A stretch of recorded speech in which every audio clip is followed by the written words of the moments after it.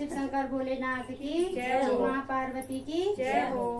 नंदी में उठ सवार करे भोला दूल्हा बनके, नंदी में उठ सवार करे भोला दूल्हा बनके, सागर का दूल्हा मान करे भोला दूल्हा बनके, सागर का दूल्हा मान करे भोला दूल्हा बनके, नंदी में उठ सवार करे भोला दूल्हा बनके,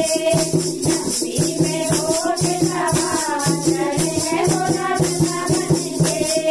नंदी का घुंघरू झम झम बोले, नंदी का घुंघरू झम झम बोले, भोले का डमरू डम डम बोले, भोले का डमरू डम डम बोले, नाचे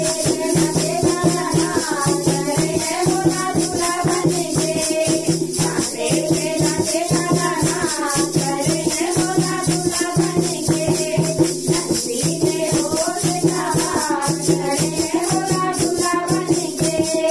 नंदी में उठ सवार करे भोला दूल्हा बनके, हाथी हाथी के